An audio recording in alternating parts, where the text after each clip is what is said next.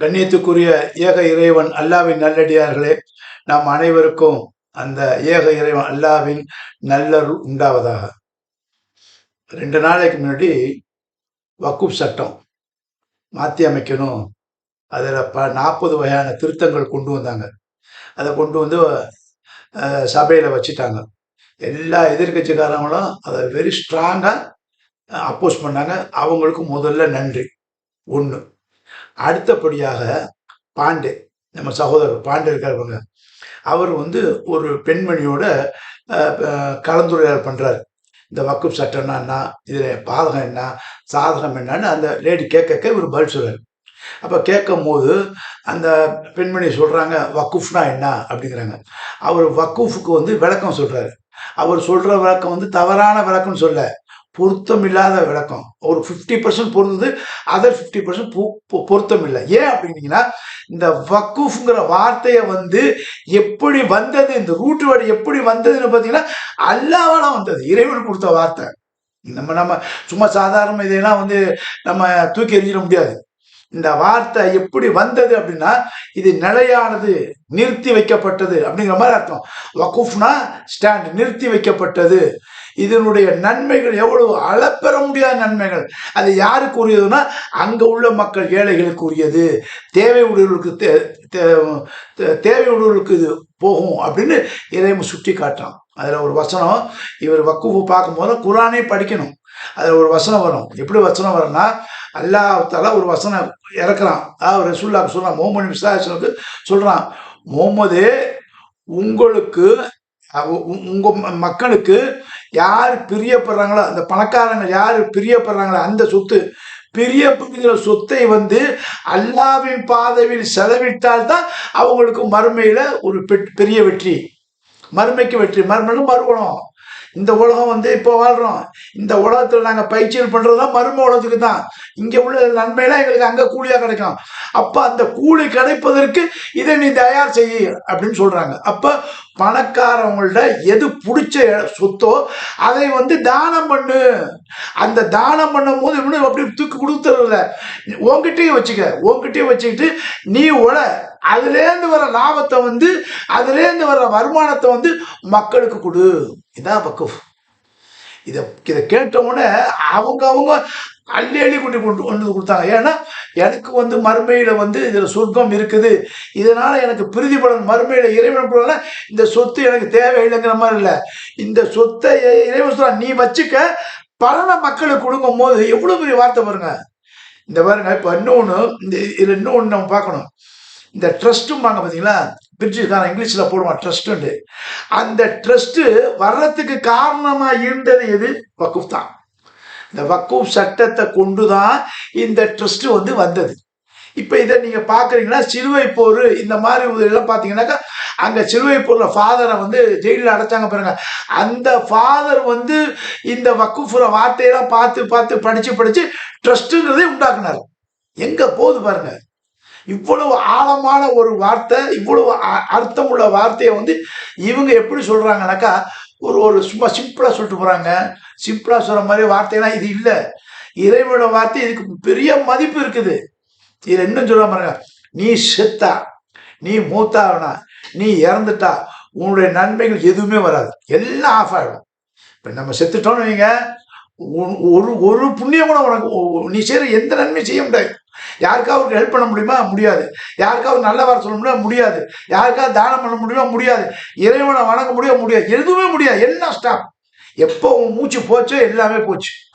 ஆனா இறைவனுடைய தூதர் சொல்றாங்க, உன் பின்னால 3 வரும். உன் இறப்புக்கு பின்னால ரெக்கரிங் டெபாசிட் 3 வரும். அந்த 3ல ஒன்று தான் இந்த வக்குஃப். நிலையான சொத்து, நிலையான தர்மம்.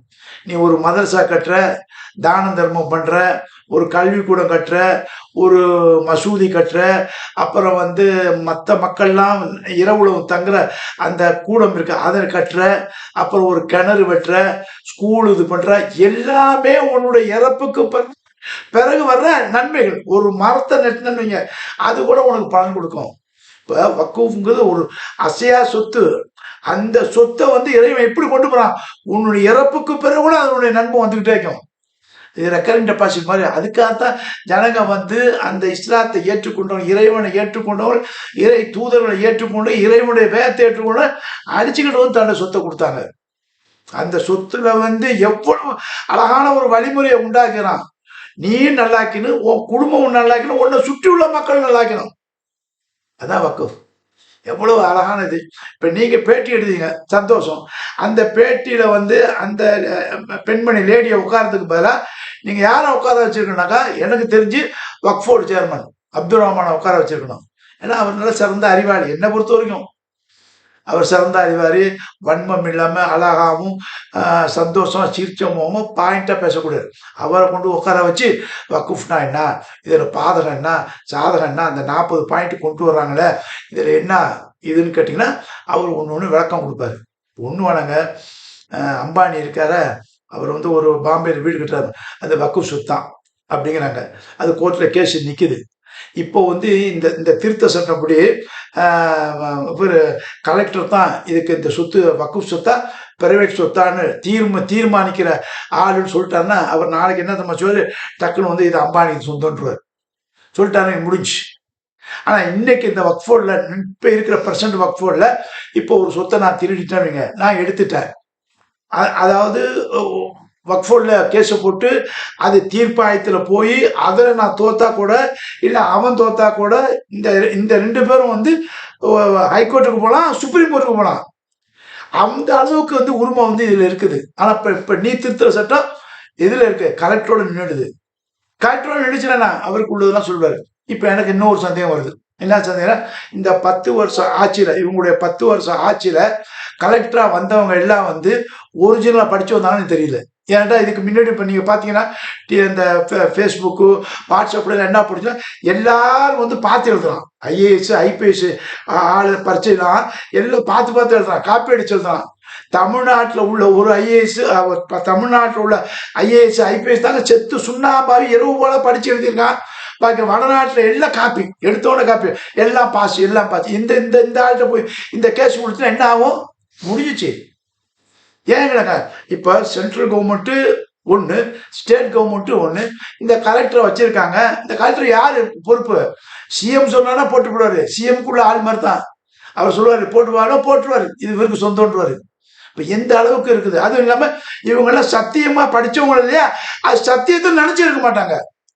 ஏங்கன்னா இவங்களை கொண்டு நம்ம வந்தோம்பா, இவங்களை கொண்டு நம்ம வந்தோம்பா, இவங்க சொல்லுவாங்க அவரை கொண்டு வந்தோம்பா, இவரை கொண்டு, இப்படி தான் இருக்குது. சத்தியமா வரலங்கும் போது சத்தியத்தினுடைய பிடிப்பு இருக்காது. இப்ப இன்னும் சொல்ல பாருங்க, இப்ப பாண்டே சொன்னதால் சொல்றேன். அதாவது வந்து தலாக் வந்துச்சு, நிறைய டிஸ்கஷன் போச்சு. அதில் அருள்மதி அட்வொகேட் இருக்காங்க பாருங்க, அவங்க கூட அதை படித்து பார்த்துட்டு பெண்களுக்கு முழு உரிமை இருக்கு அப்படின்னாங்க. அதில் பெண்களுடைய வக்கீல் வந்து பேட்டி கொடுத்த என் கண்ணாலே பார்த்தா காதாலையும் கேட்டேன், பெண்களுக்கு முழு உரிமை இருக்கா? ஆண்களுக்கு டைவர்ஸ் பண்ண பெண்களுக்கு கூட டைவர்ஸ் இருக்கான்னாங்க. அப்போ அது வந்துச்சு. அதே மாதிரி இந்த படுதா பெங்களூர் பிரச்சனை, அதை பார்த்தோம்னா அதில் நிறைய மாற்று சகோதரர்கள் நிறைய விஷயம் புரிஞ்சுக்கிட்டாங்க. அதாவது இவங்க வன்மத்தை கக்க முஸ்லீம்களை வந்து மற்ற மக்களோட வெளியாக்கணும் அப்படின்னு கக்க எடுக்க மற்ற மக்கள் வந்து இதில் வந்து ஈர்ப்பா ஆகுறாங்க. ஏன் அப்படின்னா இவங்க இறைவனுடைய வார்த்தையை படிக்க ஆரம்பிச்சுட்டாங்க. இப்போ குரான் வந்து சில பேர் இல்லை, பல பேர் படிக்கிறாங்க, பெரும்பாலும் படிக்கிறாங்க. அப்போ இதே மாதிரி இப்போ வக்குஃப் இது இப்போ ஆரம்பிச்சிருச்சா, இதை பாருங்க, இதை படித்து நிறைய பேர் வந்து இஸ்லாத்தின் பக்கம் ஈர்க்கப்படுவாங்க. ஏன்னா அவ்வளவு இது ஒரு சத்தியத்தை சொல்லுது. இது வந்து சத்தியத்தை மட்டும் இல்லைங்க, தன்னுடைய வாழ்க்கைக்கு பிறகு இன்னொரு வாழ்க்கை இருக்கு, அதுக்கு இது புண்ணியம் பலன் கொடுக்கும் அப்படிங்கும்போது உளுந்தடிச்சு வர்றாங்க. அவ்வளோ ஒரு நன்மையான காரியத்தை செய்கிறாங்க. இப்போ நான் ஒரு சிம்பிளாக ஒன்று அவருக்கு சொல்கிறேன். இப்போ பாண்டிக்க நம்ம இது பாபர் மசூதி இருந்துச்சு, அதுக்கு வந்து சுப்ரீம் கோர்ட்டு வரிசையாக சொல்லிட்டே வர்றாங்க, இது 400 வருஷமாக இருந்தது தாங்க, இதில் வந்து ஆர்காலஜிலாம் வந்து கரெக்ட் பள்ளியாசனம் சொல்லியிருக்காங்கன்னு அப்படியே 1 by 1 சொல்லும்போது நம்ம பார்க்கும்போது சரி இது முஸ்லீம் தான் வந்துடும் அப்படின்னு நினச்சேன். கடைசியில் அவர் என்ன சொல்லிட்டாரு, இது வந்து நம்பிக்கை உரிய விஷயமாக்கிறதால இந்த பக்கம் கொடுக்குறேன் அப்படின்னு கொடுத்துட்டு போயிட்டார். அவர் கையெழுத்தும் போடல. அப்ப அந்த நேரத்துல இந்த முஸ்லீம் வந்து பொறுமையை காத்தாங்க பாருங்க. அந்த பொறுமையை காத்த அந்த பக்குவம் எங்க இருந்து வந்துச்சுன்னா, அந்த பக்குவத்தை கொடுத்தது எங்க தலைவர். யாரு? அல்லாஹ்வுடைய தூதர் முஹம்மது ஸல்லல்லாஹு அவர்களுடைய அந்த பொறுமைங்கிற வார்த்தை சொல்லி சொல்லி கொடுத்து எங்க மண்டையிலே மனசுல ஏத்தி, யார் எந்த துன்பம் பண்ணாலும் அது ரொம்ப தீர்க்க விசாரணை செய்யற வரைக்கும் பொறுமையா இருங்க. குர்ஆன்ல ஒரு ஆயத்தை இருக்குது. மக்களே, உங்களுக்கு எதிருள்ள சமுதாயத்தை வந்து நீங்க பேசும்போது, குற்றம் சொல்லும் போது உஷாரா குற்றம் சொல்லுங்க. தப்பா பேசினா அது உங்களை வந்து பாதிச்சிடும் அப்படிங்கிறாங்க. இதெல்லாம் குர்ஆனுடைய ஆயத்து. அதே மாதிரி உனக்கு எவன் ஒருத்தவன் பகைவனா இருந்தானோ அவன் உனக்கு உற்ற நண்பனா ஆகிவிடுவான். எப்ப நண்பனா ஆவான்? அவனுக்கு நீ நன்மை செஞ்சா. இந்த வக்குஃப்ல சுத்துல எவ்வளவு பேர் நன்மை அடைகிறாங்க. இதெல்லாம் புரிஞ்சுக்கணுங்க. சும்மா ஏழத்தானூறு போட்டு அடிச்சு விட்டு நம்ம செய்யறது மாபெரும் ஒரு பிழைன்னு நம்ம அவர் சகோதரர் பாண்டேக்கு சொல்றேன். இப்ப பாண்டேக்கு இப்படி ஒண்ணு சொல்றேன். இப்ப அவர் சொன்னாரு, கனிமொழி வந்து எதுக்குறாங்க, கனிமொழி பேசிட்டாங்கிறாரு. கனிமொழி யாருங்க? எம்பி, நம்மளால் தேர்ந்தெடுக்கப்பட்டவங்க. அவங்க வக்ஃபோட பத்தி என்ன சொல்றாங்க? அந்த சட்டத்தை சீர்திருத்த சொல்றாங்க. இது எகெயின்ஸ்ட் கான்ஸ்டியூஷன், இது கான்ஸ்டியூஷனுக்கு எதிரானது, இது அலோவ் பண்ண மாட்டோம் அப்படிங்கிறாங்க. அப்போ ஒவ்வொரு எதிர்கட்சிக்காரங்களும் ஒவ்வொரு பாயிண்ட் சொல்றாங்க. எப்ப நீங்க 2 இந்துவை சேர்க்குறீங்க, இதுல 4 முஸ்லீம் சேர்ப்பியா, 2 முஸ்லீம் சேர்ப்பான்னு கேட்கறாங்க. இவங்க விரல்றாங்க, இவங்க எல்லாம் விரல்றாங்க. அப்ப என்ன செய்றாங்க? இப்ப இந்த கனிமொழி பேசுறது இவர் கவுண்டர் பண்றாரு. எப்படி பண்ற? கனிமொழி பேசிட்டாங்க, அவங்க பெரிய தெரியாம பேசுற மாதிரி பேசுறாரு. கனிமொழி எம்பிங்க, அவங்க பேசித்தான் ஆவாங்க. அவங்க பேசு சரி, அது அரசியல் சார்ந்து எதிரானதுதான். அவங்க பார்லிமெண்ட்ல பேச எங்க பேசுவாங்க? அவங்க வீட்டு அடுப்பாங்களே அவங்க பேசுவாங்க. என்னங்க இது ஒண்ணுமே புரியல. நல்லது செய்யலன்னு சொல்ற மாதிரி அவர் வந்து பிளவையும் ஒரு வன்பத்தியும் தான் கக்குற மாதிரி இருக்குது. இப்ப அதே நான் இப்படி பெறட்டுறேங்க. இப்ப நான் சொல்றேன், ஸ்ரீரங்கம் கோயில் இருக்குது. ஸ்ரீரங்கம் கோயில் இருக்குது. அதுல வந்து இந்த ஜாகிர் உஷாங்கிறவர் உள்ளார போய் ஏதோ வணங்க போனாருங்கும் போது அங்க உள்ள அந்த குரு சாமியார் வந்து தலைமை சாமியாரா, அவர் மாட்டேன், நீ வெளியே போடா, நீ முஸ்லீமு அப்படின்ற. அந்த ஆளு கரெக்டாக சொன்னா, புறப்பாட முஸ்லீமு, ஆனா என்னுடைய வழிபாட்டு தலம்னா எனக்கு இதுதான், நான் இங்க டான்ஸ் ஆடி என்னுடைய வருமானத்தை எல்லாத்தையும் இந்த கடவுள்கிட்ட கொடுத்துறேன், அவ்வளோ விருப்பம், அவ்வளோ லவ்ங்கிறாரு அந்த ஆளு. இவன் முடியாது, நீ முஸ்லீம், நீ வெளியே போங்கிறான். 2 பேரும் சண்டை. இந்த இடத்துல நான் இருந்திருந்தேன் நீங்க, இப்ப நான் இருந்தா நான் என்ன செய்வேன்னாக்கா, இது வந்து ஒரு சமுதாயத்தை பிரிக்கிறதுக்கு இல்லை, ஒரு ஒரு ஒரு ஒரு அறிவு, ஒரு ஒரு ஒரு அறிவு வரணும், அது ஒரு சந்தோஷத்தை கொடுக்கணும்னு தான் சொல்றேன். இப்ப நான் என்ன சொன்னேன், அந்த குருக்கிட்ட சொன்னேன், சரிங்க என்னை போத்தான்னு சொல்லுங்க, நான் போயிடுறேன். ஆனா என்னுடைய மூதாதையர் பாட்டி, முப்பாட்டி, பாட்டிக்கு பாட்டிக்கு பாட்டிக்கு அந்த அம்மா தூக்கத்தை நாச்சியாருக்கு அதை கொடுத்துரு, தூக்கத்தை நாச்சியார் கொடுத்துருப்பா, அதை எடுத்துக்கிற. அந்த துருக்கட்சி நாச்சியார மட்டும் இல்ல, அவங்களுக்குள்ள சொத்தையும் சேர்த்து கொடுத்துரு. ஏன்னு கேட்டீங்கன்னா, பெண்களுக்கும் சொத்தில் பங்கு உண்டு. கலைஞர் கொண்டு வந்தாரு. கலைஞர் கொண்டு வரதுக்கு உதாரணமா இருந்தது அல்லாஹ். அல்லாஹ் என்ன சொன்னா, பெண்களுக்கும் சொத்தில் பங்கு உண்டுன்னா. அப்ப அந்த சொத்தையும் கொடுத்துரு, இந்த அம்மாவையும் கொடுத்துரு. நான் எடுத்துட்டு போனேன் என் வீட்டுக்கு, ரெக்கார்டு அடிக்குதுங்க, நான் ரெக்கார்டை வச்சு பேசுறேன். இதுக்கு என்ன செய்வீங்க? ஆனா எங்களுக்கு இந்த அற்ப புத்தி இல்லை. ஏன் இந்த அற்ப புத்தி இல்லைன்னா, அல்லாஹ் அங்க சொல்லுவான், இறைவனுடைய அடியார் யார் என்றால், எந்த வகையான ஒரு காரியம் வந்தாலும் அது முழுமையா தீர்வு ஆராய்தான் செய்யணும். இல்லைன்னா ஒரு சமுதாயத்தை நீ குறை சொல்ற மாதிரி போயிடும். இப்ப இருக்காங்க யாராவது கட்டமா, துருக்கஜி நாச்சியார் கொடுத்துரு, எங்களுக்கு பொருளை கொடுத்துருண்டு, எதையுமே நாங்க கேட்கலைங்க. ஏன் மயிலாப்பூர் கோயில் எடுத்துங்க, இது மதுரை இது எடுத்துங்க, எக்கச்சக்கமான சொத்து முஸ்லீம் கொடுத்துறாங்க. அதே மாதிரி இந்துக்களும் முஸ்லீம் கொடுத்துருக்காங்க. ஒரு ஒரு ஒரு ஒரு பெண்மணி, அவங்க பேர் டக்குன்னு தெரியல, அவங்க மதுரையில எங்கேயோ இடத்துல ஒரு இஸ்லாமியருக்கு ஒரு 300 ஏக்கர் என்னமோ கொடுத்துருக்காங்க. ஏன் கொடுத்தாங்க? என்னத்துக்கு கொடுத்தாங்க? அதை கொடுக்கூடாது நாங்கள் சொன்னோம். அவங்களோட இறைவனுக்கு அவங்க கொடுத்தாங்க. அது எல்லாரும் தானே பயன்படுது. அப்ப அந்த சொத்து வக்குஃப் நிலையானது, அதுல வர்ற வருமானம், அதுல வர பயன்பாடு எல்லா மக்களும் அனுபவிக்கணும். அதுல அவங்களுக்கு அந்த நன்மை போய் சேரும். இதுதாங்க வக்குஃப். இதை வந்துக்கிட்டு ஒரு பிரச்சனையை உருவாக்கிட்டு இப்படி செய்கிறீங்களே, இது நல்லா இருக்குதா? நாங்கள் என்ன உங்களுக்கு பாவம் பண்ணோம்? என்ன பாவம் பண்ணோம்? முஸ்லீம் பிறந்ததாலையா, இல்லை அல்லாஹ் வணங்குறதாலையா? சும்மா நொய்யு நொய்யு நொய்யுன்னு குறைச்ச கொடுத்துக்கிட்டே இருக்கிறீங்க. எதை எடுத்தாலும் ஒரு குறைச்ச கொடுக்குறீங்க. இப்போ நான் ஒரு குறைச்ச கொடுக்குறேன். குறைச்சல உங்களுக்கு ஒரு ஒரு அறிவு உண்டாக்குறேன். அறிவு தான், உண்மைதான், சத்தியம் தான் சொல்லணும். இப்போ நீங்கள் வக்ஃபோர்டு சட்டத்தை கொண்டு வந்தீங்களே, ஃபர்ஸ்ட் எடுத்து முதல்ல கொண்டு வரீங்களே, இப்ப இந்த சட்டத்தை கொண்டு வர்றதுக்கு இந்த எம்பியில 79 எம்பி தகுதி இல்லாதவங்க சொல்லிட்டாங்க. நான் சொல்லுங்க, நூற்றுக்கணக்கான retired IAS officer, IPS officer, judge, senior வக்கீல், அப்புறம் சமுதாயத்தில் முக்கியஸ்தர் எல்லாம் ஒன்றா சேர்ந்து ஒரு ஆர்கனைசேஷன் அமைச்சு இவங்க அத்தனை பேரும் ஃப்ராடு, பொய், தோத்தவங்கிறாங்க. இப்போ நீ எப்படி இந்த சட்டத்தை கொண்டு வரலாம் சொல்லு? இந்த சட்டத்தை கொண்டு வரது நீ ஒரிஜினலா? நீயே போலியால இருக்க. இப்போ இந்த போலி சட்டத்தை எப்படிங்க கொண்டு வர முடியும்? இப்போ இவர் வக்ஃபோட பற்றி பேசணும்னா இவர் சொல்லணும், அதாவது நான் சத்தியத்தை சொல்கிறேன், நான் மக்களுக்கு நிறைய செய்திகளை சொல்லக்கூடிய ஊடகம் வச்சுக்கிறேன், நான் உண்மையை தான் சொல்கிறேன். அப்படி உண்மையை சொல்லும் போது இவர் என்ன சொல்லணும்? இந்த சட்ட திருத்தங்களை கொண்டு வருவதற்கு நமக்கு தகுதி இருக்கா? தகுதி இல்லை, தகுதி இல்லை.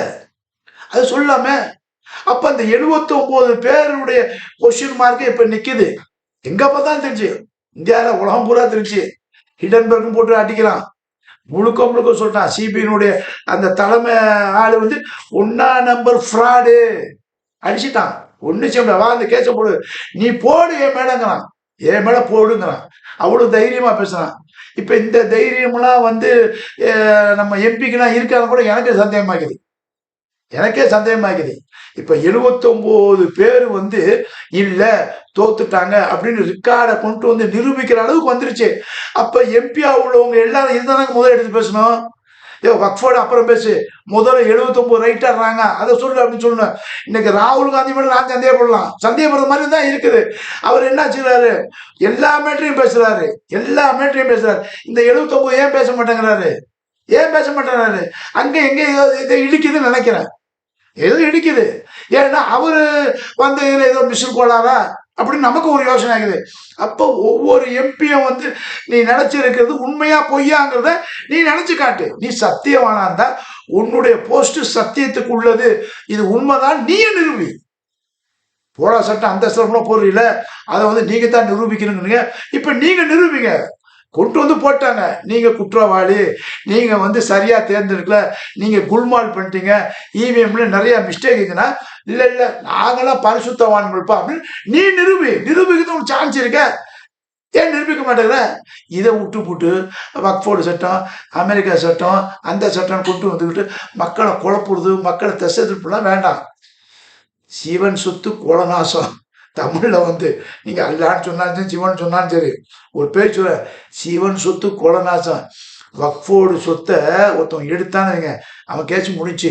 இவர் பாண்டே சொல்றாரு, அப்துல் ரஹ்மான் மேல ஒரு முஸ்லீம் அவதூறு சொன்னா, அந்த டிவியை நான் பார்த்தேன், வாட்ஸ்அப்ல இருந்துச்சு. ரைட்டு பாரு, ஒன்றும் தப்பு இல்லையே. அவன் என்ன செய்யறான்? அப்துல் ரஹ்மான் மேல குறை சொல்றான்.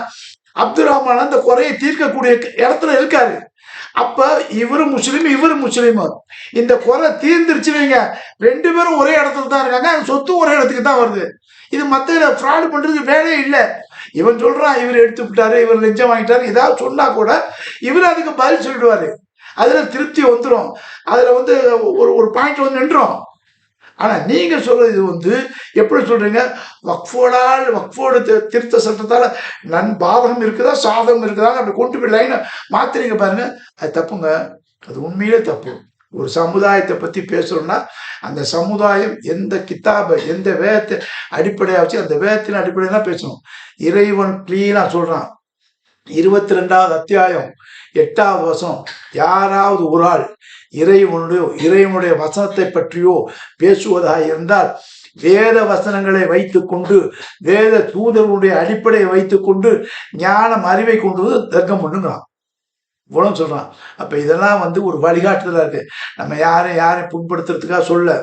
பாண்டே மாதிரி ஆளு நீங்க ஒரு சமுதாய பணி பண்றீங்க, நீங்க ஒரு இது யூடியூப் வச்சிருக்கீங்க. அப்ப நீங்க எல்லா சமுதாயம் உங்க சொந்த சமுதாயம் நினைக்கணும். இப்ப நீங்க பிராமணன் இருங்க, அதே பிராமணா இருந்தாலும் என்னையும் நீங்க பிராமின் மாதிரி நினைக்கணும். நான் எப்படி நீங்க முஸ்லிமா நினைக்கிறனோ அதே மாதிரி நீங்களும் என்ன பிராமின் மாதிரி நினைக்கணும். அந்த மாதிரி உங்களோட சகோதரன் மாதிரி நினைச்சாதான் அந்த சத்தியம் வெளிப்படும். இல்ல அவன் வேற இவன் வேற, இவன் சரிப்படாது, அவன் தான் நான் தானாக்கா அவன் வேற, அவன் லைன்ல போடுவான். இதுதான் தவறான ஒரு வழிகாட்டுதல். ஒரு நேர் வழி காட்டணும். ஒரு உண்மையான இறை அடியானாக்கா அந்த நேர் வழியை காட்டுங்க, சத்தியத்தை காட்டுங்க. அந்த சத்தியத்துக்கு எத்தனை சோதனை வந்தால் வெற்றி நமக்குத்தான் என்று கூறி நிறைய நன்றி. வசலாம்.